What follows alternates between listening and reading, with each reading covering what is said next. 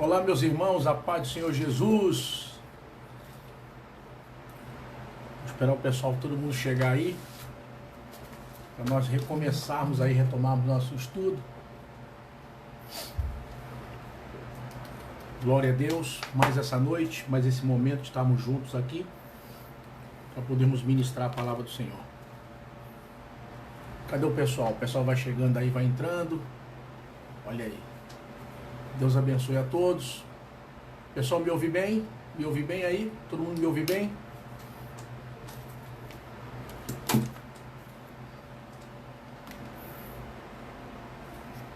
Irmã Jéssica, irmã Rosana, beleza?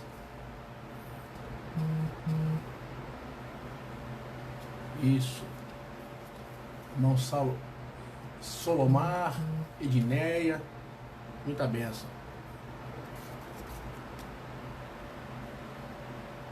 Irmã Jéssica, irmã Daniele, Deus abençoe todo mundo que está chegando aí. Glória a Deus. Glória a Deus. Vamos chegando aí todo mundo, irmã Marília, irmã Leia, irmão Celso, irmão Marino, Silvânia, Celso, Vitória, meu amigo pastor Alexandre, Solomar, tá todo mundo chegando aí. Eu vou começar, hein? E hoje eu tô muito animado, eu tenho uma proposta muito interessante para fazer para vocês.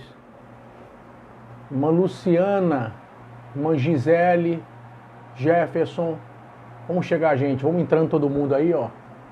Tá faltando muita gente aí comparado à noite de ontem. Tem alguém que é de fora do Rio de Janeiro que está com a gente aqui? Alguém de fora do Rio? Dá um alô aí. Alguém de fora do Rio de Janeiro com a gente?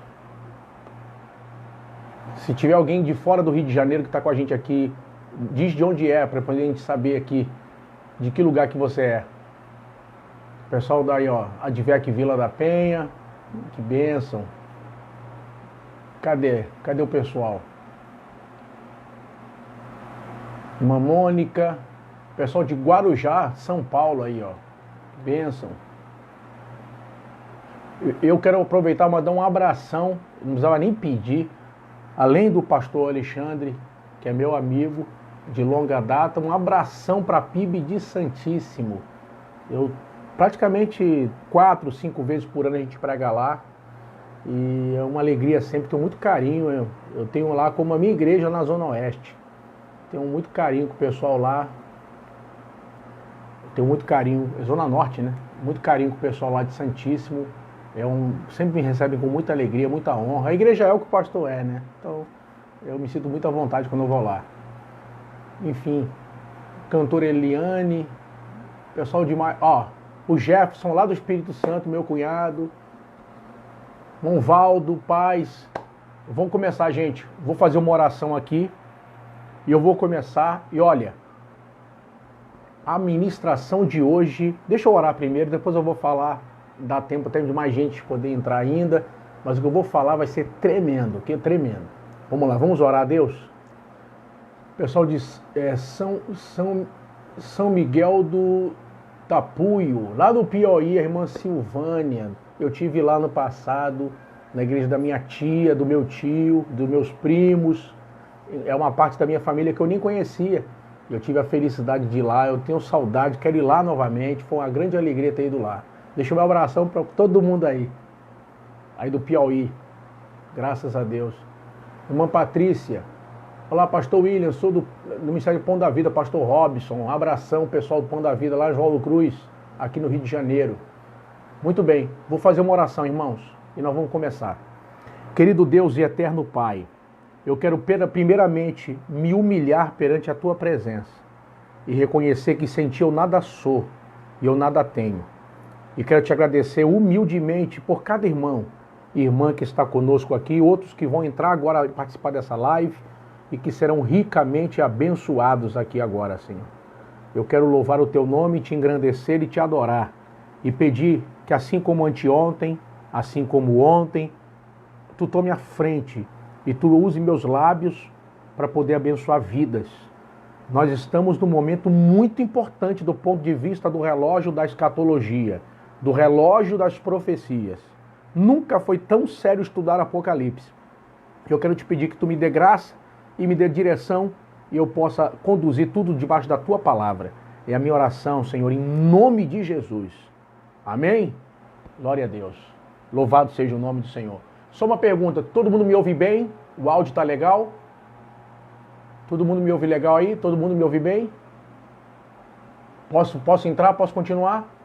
O áudio tá bom, gente? Marcelo Fidelis, olha aí. Irmã Gleice, Luciana. Eu posso continuar? Me dá só um ok, gente. O áudio tá bom? Pode mandar ver? Tá bem para vocês o áudio? Tá seguindo bem? Irmã Daniele Ribeiro, ok? Então vamos embora. Queridos, eu tenho uma proposta para fazer para vocês com a ministração de hoje. Qual proposta? Eu sei que tem gente que está me vendo agora aqui que é novo convertido, outros são, quem sabe, até pastores, como é o caso do pastor Alexandre. Mas independente de quanto tempo de crente você tenha, a proposta que eu vou fazer a você é o seguinte: eu vou dar a vocês hoje, a aula que eu vou trazer agora, a ministração que eu vou fazer, quando eu terminar, cada um de vocês vai poder entender, explicar e ensinar sobre o arrebatamento da igreja. Eu quero dar parabéns a vocês que estão comigo aqui, porque no final, cada um de vocês será especialista para ensinar sobre o arrebatamento da igreja. Está preparado para isso? É uma boa proposta ou não é? Estão preparados? Então faço uma proposta a vocês. Fiquem comigo até o final, vocês se tornarão especialistas a falar sobre o arrebatamento da igreja, para dar aula sobre o arrebatamento da igreja. Só recapitulando, na noite de ontem, começamos a ver sobre as 7 igrejas da Ásia. Nós vimos sobre Éfeso, Esmirna, Pérgamo, Tiatira, Sardes e nós paramos aí. Faltaram 2 igrejas das 7 igrejas da Ásia para que nós pudéssemos finalizar esse ponto das 7 igrejas da Ásia. E vamos lá, eu vou abrir a Bíblia aqui com vocês e essas 2 igrejas têm lições muito preciosas para nós. Se você puder, pegue caderno, pegue papel, anota aí, fica ligado com a gente. Tem um ditado antigo no latim que diz assim, verba volant scripta manet. As palavras voam, a escrita permanece. Ou seja, o que você escreve, você não esquece. Então, não confie na memória, não confie tanto em tecnologia. Às vezes você coloca tudo no computador, tudo no celular e dá uma pane, algum problema, você perde tudo que tinha. Então, é bom sempre ter lá e também no pendrive, e também impresso, para que você possa ter um acervo para você poder fazer suas anotações e você poder utilizar isso quando necessário. Tá bom? Vamos lá. Livro do Apocalipse. Apocalipse, capítulo de número 3. Apocalipse, capítulo 3, a partir do versículo de número 7. Isso, quando o irmão Marlon está perguntando, quando acabar aqui vai estar lá no YouTube, no meu canal do YouTube. Olha só. E ao anjo da igreja que está em Filadélfia escreve: isto diz o que é santo, o que é verdadeiro, o que tem a chave de Davi, o que abre e ninguém fecha, e fecha e ninguém abre. Eu sei as tuas obras, e eis que diante de ti pus uma porta aberta, e ninguém pode fechar. Tendo pouca força, guardaste a minha palavra, e não negaste o meu nome. Eis que eu farei aos da sinagoga de Satanás, aos que se dizem judeus e não são, mas mentem, eis que eu farei que venham e adorem prostrados aos teus pés, e saibam que eu te amo. Como guardaste a palavra da minha paciência, também eu te guardarei da hora da tentação que há de vir sobre todo o mundo, para tentar os que habitam na terra. Eis que venho sem demora, guarda o que tens, para que ninguém tome a tua coroa. Ao que vencer, eu o farei coluna no templo do meu Deus, e dele nunca sairá, e escreverei sobre ele o nome do meu Deus e o nome da cidade do meu Deus, a nova Jerusalém, que desce do céu, do meu Deus, e também o meu novo nome. Quem tem ouvidos, ouça o que o Espírito diz às igrejas. Olha bem, a palavra Filadélfia, se quiser anotar, anote aí. A palavra Filadélfia significa amor fraternal.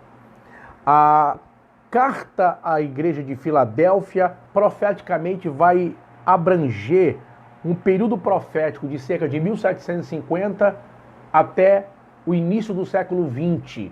Foi o período das grandes incursões missionárias, dos grandes despertamentos e avivamentos que nessa fase, desse tempo, atingiram o mundo, que culminou com o avivamento da rua Azusa, no Brooklyn, nos Estados Unidos.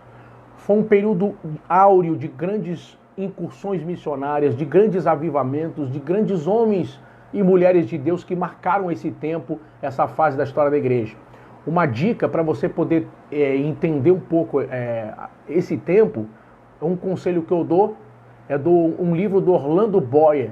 Ele já dorme no Senhor, foi um grande homem de Deus, um europeu que viveu no Brasil como missionário no século passado, século XX, e ele fez um trabalho fantástico, principalmente no Nordeste, Orlando Boyer. E ele escreveu um livro que é fantástico, que me fugiu agora o nome do livro, se alguém lembrar aí me ajuda aqui, mas Heróis da Fé, perdão, o nome do livro é Heróis da Fé.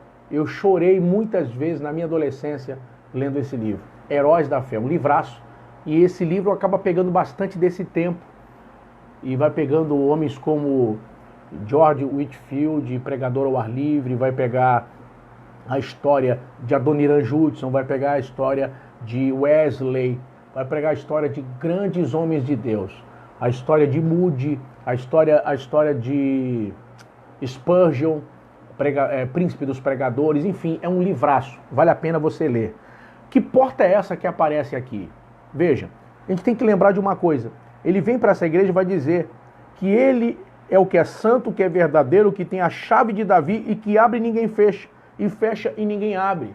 Que porta é essa que está sendo aberta, que a chave está na mão de Deus? É a porta da pregação do Evangelho. É por isso que essa igreja vai simbolizar esse tempo profético que culminou com os grandes avivamentos e grandes incursões missionárias. Paulo vai dizer em Colossenses o quê? Rogai por nós, para que nos seja aberta a porta da palavra. E aqui a gente pode tirar uma lição muito importante. Ou seja, Deus pode criar situações, Deus pode criar circunstâncias aonde você trabalha, aonde você vive, aonde você no dia a dia anda, Deus pode criar situações e circunstâncias para que a porta do Evangelho se abra e haja salvação de almas. Eu vivi isso em vários momentos e vi isso muitas vezes. Quem sabe agora mesmo, você está orando a Deus para que Deus possa fazer a obra e salvar pessoas. Eu não sei o que Deus vai fazer e nem sei aonde Deus vai tocar. Mas o Deus que trouxe essa carta à igreja de Filadélfia, ele está lembrando para a gente o seguinte: essa porta aqui ainda não fechou, ela está aberta. Ainda há tempo de salvação para a sua família, ainda há tempo de salvação para o seu vizinho, ainda há tempo de salvação para pessoas do seu trabalho. Pastor, por que Deus me colocou nesse local tão difícil? Deus te colocou porque é a porta da oportunidade para a salvação de almas. Sempre quando Deus coloca a gente em um lugar muito difícil, é porque Deus tem algo para fazer na nossa vida e fazer na vida das pessoas que estão naquele local. Creia nisso. Há sempre um milagre por trás de uma crise. Você recebe essa palavra? Agora vejam, por que Jesus vai prometer para essa igreja? Eu vou deixar a parte que fala aqui sobre guardar da hora da tentação, eu vou falar sobre mais à frente quando eu falar sobre arrebatamento. E eu vou voltar nesse texto daqui a pouco. Agora vejam, por que Jesus vai prometer o que vencer? Fazer dele coluna no templo do meu Deus. Deixa eu dar a vocês uma informação adicional. Durante esse período do primeiro século, houve terremotos nessa região da Ásia Menor, que destruíram várias cidades. Muitas pessoas morreram justamente em Filadélfia por ocasião de terremotos.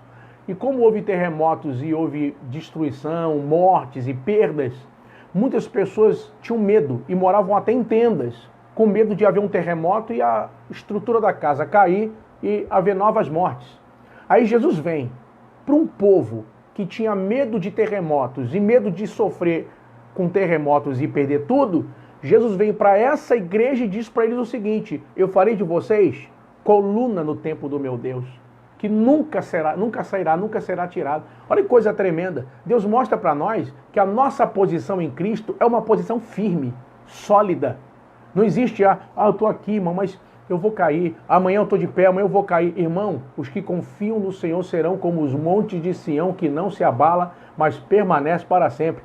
Se entrou alguém aqui que está vendo esse vídeo, que está com medo de voltar para o Egito, medo de voltar para as práticas antigas, medo de errar novamente, irmão, você nasceu para ter relacionamento com Deus. Você nasceu para ser santo. Você nasceu para ter comunhão com Cristo e conosco e nasceu para dar certo. Você nasceu para ser feliz. Significa que esse é o projeto de Deus para a sua vida. Servir a Deus é o projeto de Deus para a sua vida. Santidade é o meu e o teu estilo de vida. O pecado é um erro, é um fracasso, é um acidente, é uma tragédia na nossa vida. Então eu quero convidar, conclamar você a acreditar nessa noite. Não tenha medo de voltar. Não tenha medo de voltar para trás. Vira a página, olha para frente. Quem sabe tem gente me assistindo aqui agora que vem recebendo novas bandejas do diabo, propostas. Deus está dizendo, olha para frente. Não olha para trás. Quando Deus mandou o profeta profetizar contra o altar de Jeroboão, qual foi a primeira coisa que Deus disse para ele? Não volte pelo mesmo caminho.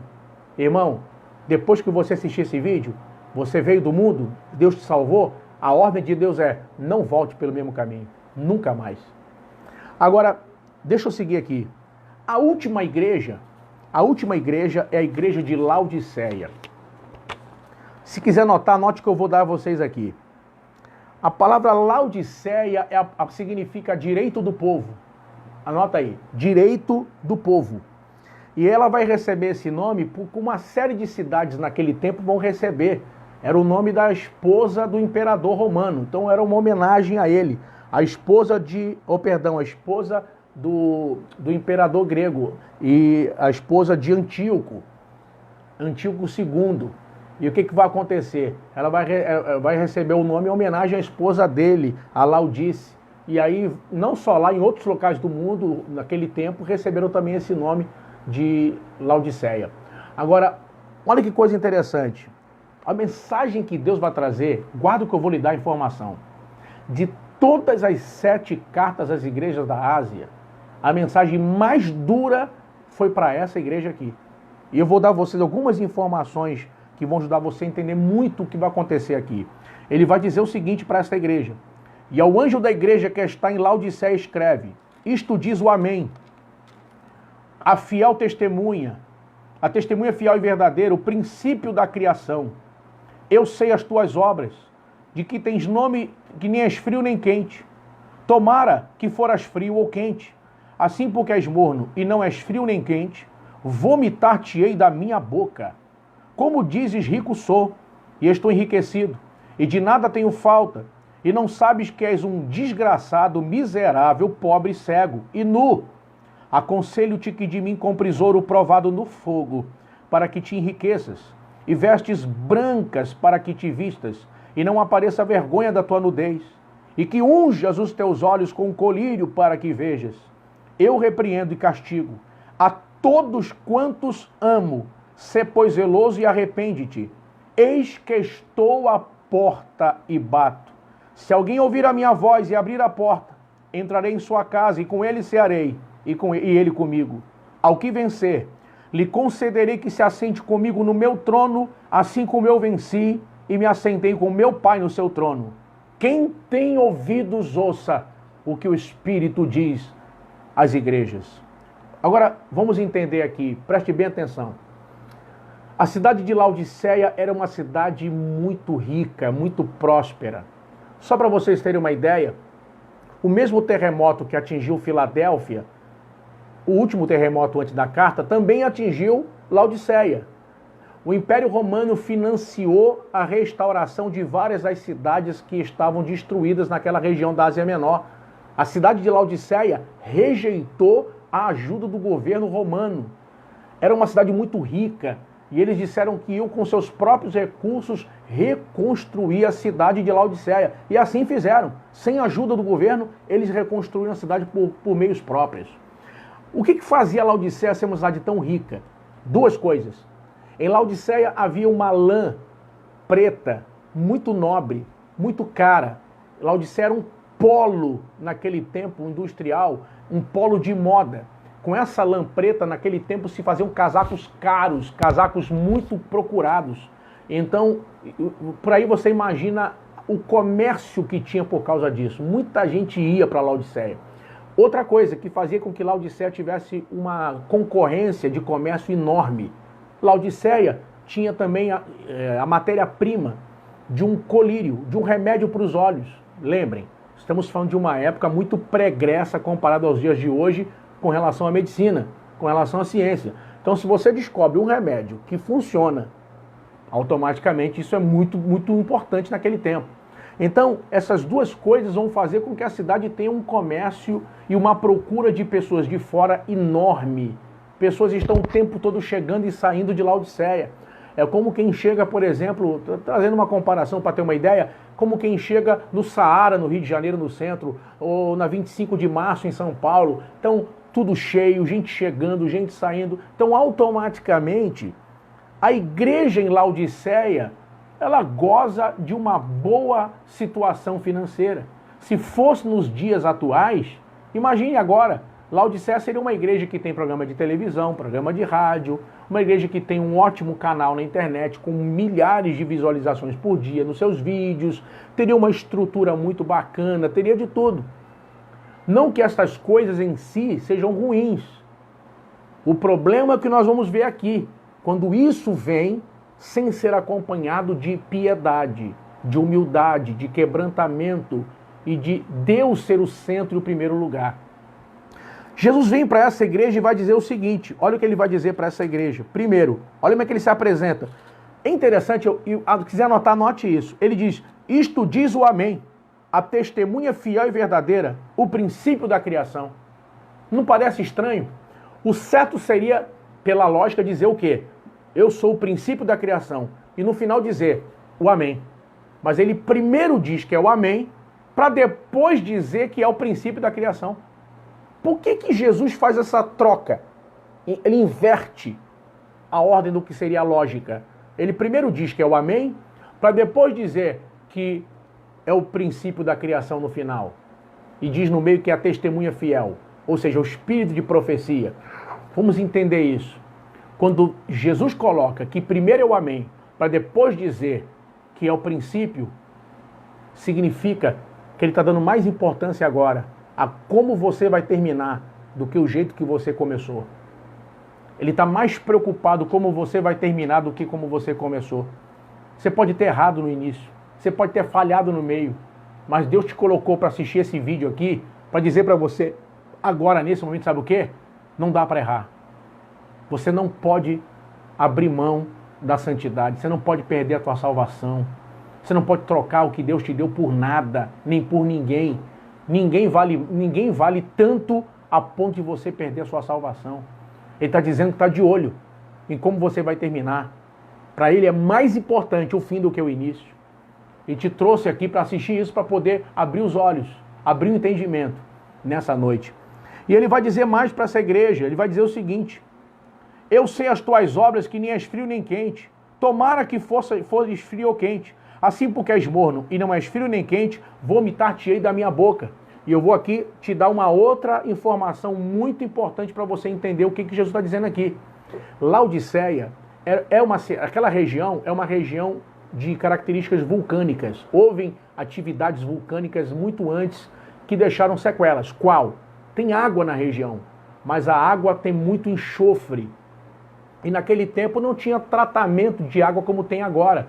Como, por exemplo, em lugares de deserto que tem pouca água e trabalham com processos de dessalinização, pega água do mar, purificação de água, etc. Hoje tem máquinas que pegam até esgoto e transformam em água potável. Mas naquele tempo não tinha isso. Então o que aconteceu? A água que havia em Laodiceia, ela não era própria para beber. Ela tinha muito enxofre, ela seria um veneno. Então o que eles faziam? Tinham arquedutos de pedra, aquelas verdadeiras pontes de água, que traziam água de longe. E a água vinha de 2 lugares diferentes para poder abastecer a cidade de Laodiceia. E por causa da distância, quando a água chegava, ela já estava morna. Jesus vira para essa igreja e ele vai utilizar justamente essa situação de abastecimento de água, essa questão do abastecimento de água para poder falar algo tremendo para essa igreja. Ele diz que ela está morna. O morno aqui não é o frio que está esquentando. O morno aqui é o quente que está esfriando. O morno aqui é o meio termo. Não está nem para lá nem para cá. É o mais ou menos. O morno aqui é o sem definição.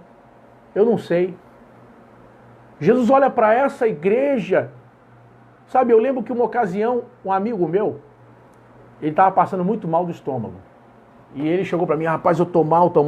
E a gente estava saindo junto, fomos na casa da minha mãe, fui visitar minha mãe. E ele reclamou, rapaz, tô mal, não tem nenhum remédio aí não. Minha mãe foi na cozinha, trouxe um copo e falou assim, ó, vai no banheiro. O que é isso? Um remédio. Vira de uma vez. Passou uns 10 minutos, ele volta. Ele vomitou muito no banheiro. E ele disse, olha, eu tô bem agora. O que a senhora me deu? Ela disse, olha, água morna. Jesus vira para essa igreja e diz, olha, eu estou enojado. Eu estou prestes a vomitar vocês. Ele diz, eu não estou preocupado com a tua estrutura financeira, não estou preocupado com o tamanho da igreja, com o tamanho da membresia, eu não estou preocupado com o modelo do teu carro, a casa que você mora. Ele está dizendo, você está morno. Você cruzou os braços. Você está apático. Você precisa definir. Você quer ou não quer? Irmão, Deus não tem afilhado. Ou você é filho ou não é nada. Deus não é padrinho de ninguém. Deus não é avô. Deus não tem neto. Deus é pai. E para Deus não tem meio termo, não tem mais ou menos. Ou você está indo para o céu ou está indo para o inferno. Ou você é salvo ou você é perdido. Não tem meio termo, não dá para ser morno. Você que está me vendo agora nessa live, você não pode permitir que a sua vida, a partir desse momento de despertamento, de confronto na palavra, você não pode permitir que a sua vida continue como antes. Você precisa tomar uma decisão agora. Abandonar o que separa você de uma vida de avivamento. Renunciar aquilo que impede você de sentir paz com Deus. Como diz em Romanos 5:1, sendo, pois, justificados pela fé, temos paz com Deus. Você precisa renunciar isso agora, nesse momento. Olha o que ele vai dizer para essa igreja, ele vira para ela, queridos. Olha o que ele vai dizer. Ele diz para uma igreja que tem dinheiro, que tem tudo. Ele diz, como você diz que é rico, e diz que está enriquecido e não sabe que você é um desgraçado, miserável, pobre, cego e nu, para mostrar que prosperidade para Deus não começa pelo dinheiro. Prosperidade para Deus não começa pelo carro, pela roupa, pela marca da bolsa, pelo bairro que mora, pela conta bancária. Prosperidade começa, em primeiro lugar, em certeza da vida eterna, em comunhão com Deus, presença do Espírito Santo. Tem gente vivendo o evangelho materialista, o evangelho baseado no aqui e agora, o evangelho caça-níqueis, do pequenas igrejas, grandes negócios, o evangelho do sabe, eu vou fazer, tu faz, e Deus está dizendo para você hoje aqui, eu não estou preocupado com o que você tem. Ele está dizendo, eu quero você de volta. Eu perdi você. E eu quero você de volta. Eu não quero só o dinheiro, a oferta ou o dízimo, eu quero você. Olha o que ele vai dizer para essa igreja. Para uma igreja que está numa cidade, que tem remédio para os olhos, que tem colírio, ele vira para ela e diz o quê? Aconselho-te que de mim compres ouro provado no fogo, para que enriqueças, e vestes brancas para que cobra a tua nudez, e que unjas os teus olhos com colírio para que vejas. Ele está dizendo, vocês estão cegos. Você não está mais percebendo o perigo. Você não está mais vendo o abismo na frente. Você não está mais percebendo que não está bem. Está apático, está insensível. Ele fala tão duro com essa igreja, mas ele diz, eu repreendo e castigo a todos quantos amo, sê pois zeloso e arrepende-te. E no verso 20, ele vai dizer uma coisa que é um choque. Ele vai dizer, eis que estou à porta e bato. Se alguém ouvir a minha voz e abrir a porta, entrarei em sua casa e com ele cearei e ele comigo. Aí quando você ouve isso, pensa, é uma mensagem para o pecador. Não, ele está falando para a igreja de Laodiceia. Queridos, é como se você tivesse colocado ele para fora da sua vida. Qualquer pessoa aqui, por mais amor que tenha por alguém, por um filho, você se humilharia, você faria qualquer coisa para ver seu filho bem. Mas chega um momento que, imagine se um filho seu põe você para fora da casa dele, ou da casa dela. E você fica na porta dizendo, eu não vou embora, eu não abro mão de você. Mas chega um momento que você diz, ela não quer, ele não quer, eu vou embora. Quem sabe tem alguém me vendo aqui agora, e é como se ele dissesse para você agora, ó, você me botou para fora. Você só me busca quando está sem dinheiro. Você só me procura quando está com doença na família. Você só lembra de mim quando as coisas estão mal na sua vida sentimental, quando tem um problema sério com filhos. Ele está dizendo, você me botou para fora quando ganhou dinheiro. Você me botou para fora quando teve chance de fazer alguma coisa importante ou ter sucesso. Mas ele não foi embora. Ele ficou na porta. Ele está dizendo, eu não desisti de você. Eu estou aqui batendo do lado de fora. Se você abrir a porta, eu vou entrar. E eu vou te perdoar. E eu vou te restaurar. Olha que tremendo. Oh, aleluia. E tem mais. Nenhuma igreja ele foi tão duro.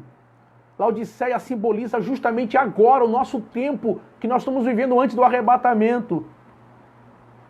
Ele vira para nós e vai dizer o seguinte, ao que vencer, lhe concederei que se assente comigo no meu trono, assim como eu venci e me assentei com meu Pai no meu trono. Nem a Éfeso, nem Esmirna, nem Pérgamo, nem Tiatira, nem Sardes, nem Filadélfia, a nenhuma das outras igrejas ele fez essa promessa. A igreja que ele mais bateu, a igreja que ele trouxe a exortação mais dura, mais forte, miserável, pobre, cego, nu, a igreja que ele foi mais duro, é a igreja que ele faz a maior promessa. Se você vencer, vai sentar comigo no meu trono. Oh, aleluia. Olha o tamanho da graça de Deus. A quem mais errou, Deus oferece a maior promessa. Se você puder agora, eu vou finalizar essa parte aqui para entrar em outro ponto. Mas eu queria ministrar na sua vida agora. Eu queria ministrar, porque essa parte do Apocalipse é uma mensagem muito forte para a igreja. Eu não sei como é que está a sua vida, eu não sei como é que está teu altar.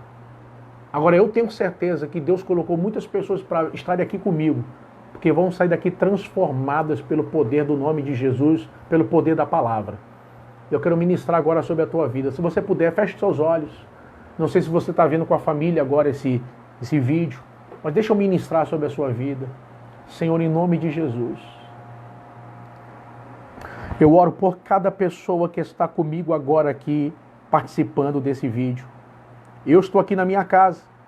Tem pessoas em vários locais agora do Brasil, quem sabe até em outros países, assistindo esse vídeo agora.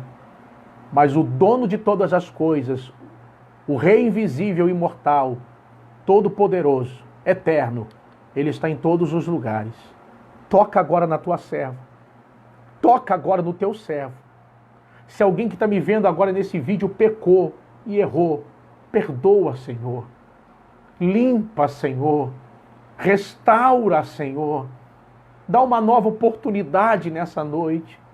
Não permita que Satanás entre e destrua essa pessoa, essa família a partir desse erro. Que a partir de agora a tua graça se manifeste libertando, mudando. Quem sabe pessoas que estão me vendo e me ouvindo agora que estão doentes. E agora, nesse exato momento, serão curadas pelo teu nome, pelo teu poder. Pessoas que verão câncer desaparecer agora, em nome de Jesus. Pessoas que verão agora tumores desaparecendo. Pessoas, ó Deus, que não conseguem dormir e a partir de hoje vão dormir. Eu libero uma palavra de milagre, de cura, de restauração e de salvação. Creia, quem fez a promessa é fiel. Fica na posição que Deus te colocou e que essa noite seja um divisor de águas na tua família, na tua casa. Em nome de Jesus. Amém. Aleluia. Glória a Deus.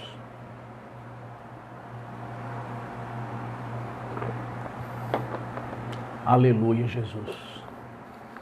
Louvado seja o nome do Senhor.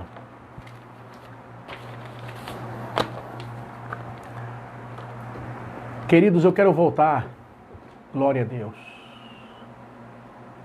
Glória a Deus. Eu quero voltar aqui agora a uma questão que é o cerne do que eu quero ministrar hoje. Arrebatamento da igreja. Como eu posso entender o arrebatamento da igreja? Vejam, o texto que nós lemos, nós passamos por ele, aqui em Apocalipse, capítulo 3, no versículo 10, ele vai dizer o seguinte, no versículo 9 ele vai dizer, verso 10 ele vai dizer, como guardaste a palavra da minha paciência, também eu te guardarei da hora da tentação que há de vir sobre toda a terra. E ele diz, eis que venho sem demora, guarda o que tens, para que ninguém tome a tua coroa. Como a gente pode entender o arrebatamento da igreja? Primeiro, eu vou lhe dar duas passagens bíblicas agora, eu vou ler com vocês duas passagens bíblicas. E essas duas passagens bíblicas você precisa guardá-las. Anotar aí, se você puder, porque essas duas passagens vão nos dar a base para entendermos sobre arrebatamento e logo em seguida eu vou tocar em um outro ponto. Vamos lá. Primeiro texto, para fazer de você professor. A partir de hoje você vai ser professor sobre arrebatamento, sobre essa parte da escatologia. Vamos lá. Primeiro texto está em 1 Tessalonicenses, capítulo de número 4, verso de número 13. Se você puder, se você tiver com a Bíblia aí, abra a sua Bíblia. 1 Tessalonicenses, capítulo 4, a partir do versículo de número 13.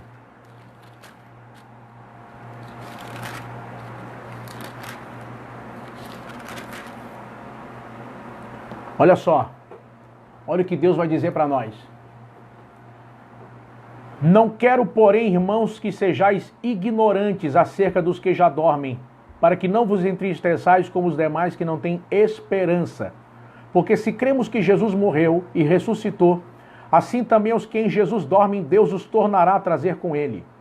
Dizemos, pois, isto pela palavra do Senhor, que nós, os que ficarmos vivos para a vinda do Senhor, não precederemos os que dormem.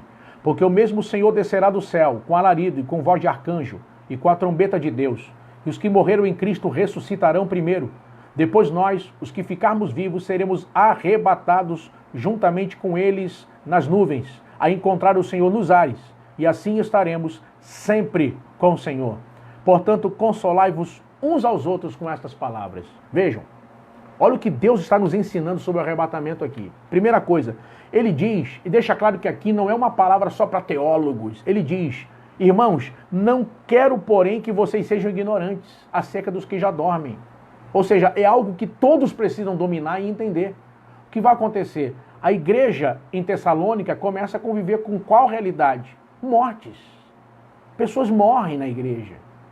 Começam a acontecer mortes. E aí é a hora que a gente vai entender o que a Bíblia diz para nós quando diz que se esperarmos em Deus unicamente nessa vida, somos os mais miseráveis de todos os homens. Aí olha o que vai acontecer, olha o que ele vai dizer para nós. Não quero, irmãos, que vocês sejam ignorantes acerca dos que já dormem, para que não vos entristeçais como os demais que não têm esperança. Sabe? As pessoas lá fora não entendem. A gente sente, a gente sofre quando alguém querido morre. Mas enterro de crente não é a Deus. Tem duas coisas que você precisa entender sobre isso. Primeiro, enterro de crente não é a Deus. É até logo. E segundo, ninguém perde para Deus. Ninguém perde para Deus. Se Deus levou, ninguém perde para Deus. Vamos entender isso aqui. Ele vai explicar para nós, olha, verso 14. Porque se cremos que Jesus morreu e ressuscitou, assim também aos que em Jesus dormem, Deus os tornará a trazer com ele. Entendam? Significa que no momento que Jesus morre na cruz do Calvário, o véu do templo se rasga de alto a baixo. E no terceiro dia, quando ele ressuscita, a Bíblia diz que ele se torna a primícia daqueles que morrem e ressuscitam. Ou seja, está destinado a cada cristão que morrer, ressuscitar para a vida eterna. Porque assim como Jesus morreu e ressuscitou, todos os salvos que morrerem vão ressuscitar para a vida eterna. Foi por isso que quando Jesus foi ressuscitar Lázaro, lá em João, capítulo 11, e eles disseram, Senhor, se tu estivesse aqui, meu irmão não tinha morrido. Ele disse o quê? Teu irmão há de ressuscitar. E ela respondeu, Senhor, no último dia, ele diz, eu sou a ressurreição e a vida. E quem crê em mim, ainda que esteja morto, viverá. E quem crê em mim e vive, nunca morrerá. Está entendendo? Significa que no momento que Jesus morre na cruz e ressuscita dos mortos, ele se torna o primeiro, a primícia. Está destinado a partir de Cristo, que todos os que morrerem em Cristo vão ressuscitar para a vida eterna. Oh, aleluia! Repito, morte de crente não é adeus. Morte de crente é até logo. Imagine se eu morrer hoje e o arrebatamento da igreja acontecer daqui a um mês, eu teria ficado um mês morto. Olha o que ele diz mais, verso 15. Ele diz, dizemos-vos, pois isto pela palavra do Senhor. Ou seja, a base para crermos isso, vejam, nós podemos ter divergências teológicas de igreja para igreja. Por exemplo, tem igrejas que entendem o batismo no Espírito Santo com evidência de falar em línguas, como eu. Existem igrejas que acreditam que o batismo com o Espírito Santo fala da conversão. Nós podemos ter divergências com relação ao batismo. Mas com relação à vida eterna, com relação à doutrina do arrebatamento, todo cristão, em qualquer país, em qualquer cultura, em qualquer idioma, ele precisa crer exatamente no que eu estou ministrando aqui, no que cremos. Ele diz o seguinte, que pela palavra de Deus, ele vai dizer o seguinte, olha como é que vai ser o arrebatamento. Ele diz, nós os que ficarmos vivos para a vinda do Senhor, não precederemos os que dormem. Ele diz mais, porque o mesmo Senhor descerá do céu com alarido e com voz de arcanjo e com trombeta de Deus. E os que morreram em Cristo ressuscitarão primeiro. Depois nós, os que ficarmos vivos, seremos arrebatados juntamente com eles nas nuvens, a encontrar o Senhor nos ares. Ou seja, no momento do arrebatamento da igreja, quem estiver vivo, os salvos que estiverem vivos, verão os mortos que morreram em Cristo ressuscitar. Nós que estamos vivos nos juntamos com eles e então subimos para encontrar o Senhor Jesus dos ares. Isso aqui independe de denominação, de cultura ou de igreja. É isso que está na palavra. Ele diz aqui, os mortos ressuscitam, os salvos vivos se juntam e nós subimos para encontrar Jesus nos ares.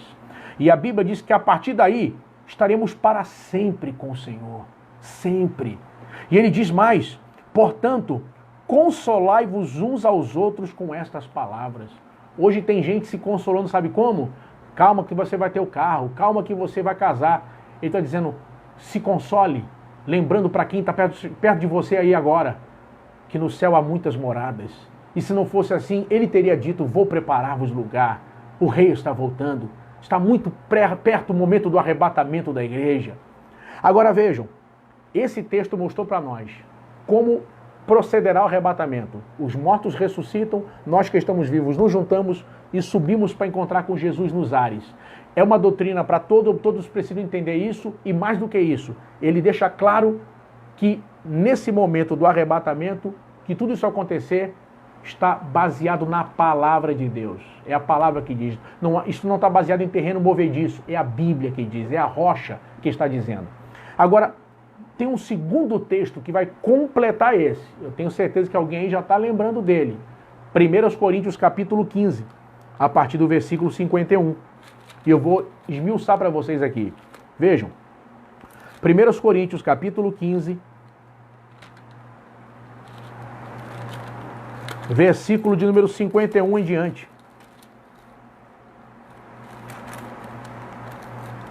1 Coríntios capítulo 15, verso 51. Eu vou ler aqui. Olha o que a Bíblia vai dizer. Eis que vos digo um mistério. Na verdade, nem todos dormiremos, mas todos seremos transformados. Aqui entra uma palavra, um termo técnico para falar sobre arrebatamento. Em 1 Tessalonicenses 4,13 diz que nós seremos transformados. Agora aqui começa a explicar como será o processo disso. Ele diz, olha só que tremendo. Ele diz, na verdade, vos digo um mistério. Ou seja, mistério aqui é o que Deus quer mostrar. E não aquilo que Deus quer ocultar de nós, é o que Deus quer revelar. Olha o que ele vai dizer. Na verdade, nem todos dormiremos, mas todos seremos transformados. Jesus entrou numa sinagoga em Nazaré, abriu o rolo de Isaías, e quando termina de ler, ele diz: hoje esta palavra se cumpriu no meio de vós, o Espírito do Senhor é sobre mim, pelo que me ungiu, etc. Ele diz: se cumpriu hoje. Entendam bem o que eu vou dizer a vocês. Todas as gerações de crentes até aqui hoje, todas, leram esse texto, pregaram esse texto, ensinaram esse texto nesses 2000 anos de história da igreja. Todos morreram. Assim como aconteceu com Jesus naquele dia, quando leu o livro, o rolo de Isaías e disse: hoje se cumpriu. Olhem bem para mim, olho no olho. Eu creio que eu estou olhando agora para a geração que finalmente vai ver essa palavra se cumprir. Na verdade, nem todos dormiremos, mas todos seremos transformados. Eu creio que eu faço parte. Eu creio que eu estou olhando para pessoas agora que eu estou ministrando, que nunca entrarão num caixão para ser sepultado, mas verão o arrebatamento da igreja sem experimentar a morte. Oh, aleluia! Olha o que ele vai dizer mais. Ele vai dizer o seguinte. Ele vai dizer o seguinte: no momento, num abrir e fechar de olhos, ante a última trombeta, porque a trombeta soará. Vejam, olha um outro detalhe tremendo sobre o arrebatamento. Eu e você, nós não sabemos a data, a hora exata do arrebatamento. Mas Deus fez questão de que nós soubéssemos quanto tempo durará o arrebatamento. O arrebatamento vai durar de 6 da noite a 6h15. Vai durar 1 minuto o arrebatamento. Não, ele diz que o arrebatamento da igreja vai durar um abrir e fechar de olhos. Está falando aqui de piscar. Ou seja, de 5 a 7 milésimos de segundo. É o tempo que vai durar o arrebatamento da igreja. Não vai dar tempo de chegar na igreja, não vai dar tempo de abraçar ninguém, não vai dar tempo de orar. O tempo é hoje. O tempo é agora. Repito o que eu disse ontem. Não está longe o tempo em que pessoas entrarão nas igrejas, baterão nas portas, mandarão mensagens no WhatsApp que não serão respondidas, vão telefonar, telefonemas que não serão atendidos, e cadê fulano, cadê fulana? Já não estaremos mais aqui. Já estaremos com Cristo na eternidade. Oh, aleluia! Olha o que ele diz mais. Ele diz: os mortos ressuscitarão incorruptíveis e nós seremos transformados. Ele vai explicar aqui que no momento do arrebatamento haverá uma transformação. E ele vai explicar como agora. Porque convém que isto que é corruptível se revista de incorruptibilidade, e que isto que é mortal se revista de imortalidade. Ou seja, no momento do arrebatamento, tanto nós vivos como quem ressuscitar, receberemos um corpo incorruptível e imortal. Ou seja, não mais sujeito à velhice, não mais sujeito à morte, não mais sujeito às paixões dessa terra. Alguém pediu aqui: pastor, nós só seremos arrebatados após soarem as 7 trombetas conforme esse texto, correto? Não, negativo. Vejam, eu ia até falar disso agora. A trombeta que aparece aqui não é a trombeta que aparece no Apocalipse do capítulo 8. Não é a mesma trombeta. Aqui está falando de última trombeta. E eu vou explicar isso depois a vocês.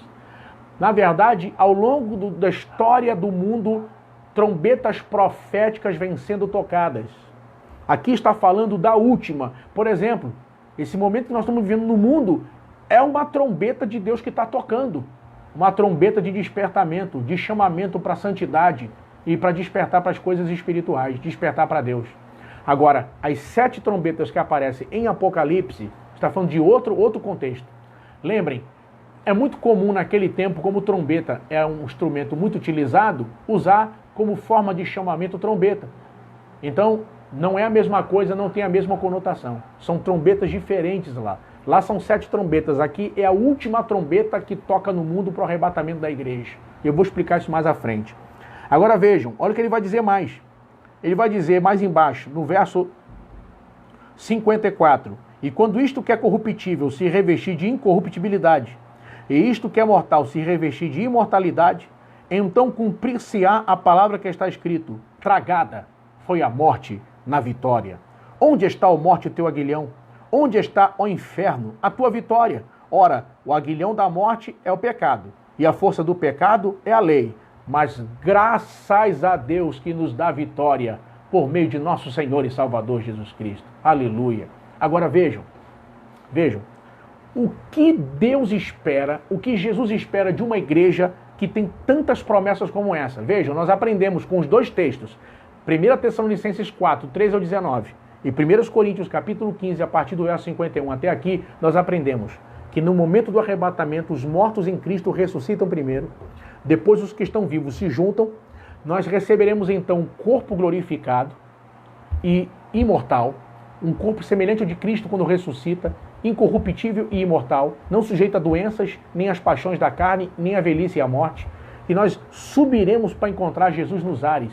E aqui nós vimos que a duração disso é um abrir e fechar de olhos, 5 a 7 milésimos de segundo, e acabou o arrebatamento. É assim que vai acontecer o arrebatamento. Nós encontraremos Jesus nas nuvens, no céu. A igreja subirá para encontrar com Jesus. Assim como o mordomo Eliezer preparou uma noiva para Isaac, o Espírito Santo está adornando a igreja, levando para encontrar com Jesus nos ares. Muito bem. Agora, para finalizar aqui esse ponto, o que Deus espera de uma igreja que tem essas promessas? Ele vai dizer aqui o seguinte, versículo 58. Portanto, meus amados irmãos, sede firmes e constantes, sempre abundantes na obra do Senhor, sabendo que o vosso trabalho não é vão do Senhor. Ele diz, ser firme e constante. Firme e constante. Ser firme é não ceder. Não abrir mão. O diabo vai colocar bandejas na sua vida. Seja firme. Vai ter momentos que você sabe que o mês é agora, que o dinheiro está escasso. Seja firme. Vai ter momentos que você vai se entristecer muito com alguém. Seja firme. Vai ter momentos que parece que o que você fez não teve sentido. Seja firme. Agora, ele diz que além de ser firme, tem que ser constante. O que é constante? Ser constante é ser firme hoje, amanhã e sempre. Ou seja, não adianta ser firme hoje e amanhã ceder. Seja firme hoje, amanhã e sempre. Fica firme. Lembra de tudo que Deus tem feito ao longo da tua história. Tem gente me vendo aí que não era nem para estar vivo, você era para ter morrido e Deus te guardou. Deus te livrou da morte. Você viu a morte cara a cara, em acidente, em situações que Deus te livrou. Vai chutar o balde agora? Vai desistir? Negativo. Seja firme, seja constante, persevera. A Bíblia diz que aquele que for fiel até o fim, até a morte, até o fim, vai receber a coroa da vida. O nosso desafio é continuar. Nós somos os campeões das boas ideias. Nós somos os campeões das ideias maravilhosas. Nosso problema é que a gente desiste das coisas. A gente não persevera. A gente não suporta a crítica. A gente não gosta de pessoas que falam mal da gente. A gente abandona por qualquer motivo. Fica na posição que Deus te colocou. Ele diz, porque o vosso trabalho não é vão no Senhor. E eu vou além. Quem sabe tem alguém me ouvindo agora aí, pastor, eu não sei pregar. Eu só ajudo a fazer salgadinho na igreja. Irmão, você faz aquilo, é para Deus. Deus está olhando e dizendo assim, ela está fazendo para mim.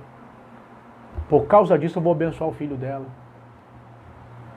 Às vezes o filho não quer nada, mas eu vou abençoar por causa daquele salgadinho que ela está fazendo. Deus está vendo o banco que você limpou. Deus está vendo o que ninguém viu. Talvez você fez, ninguém viu.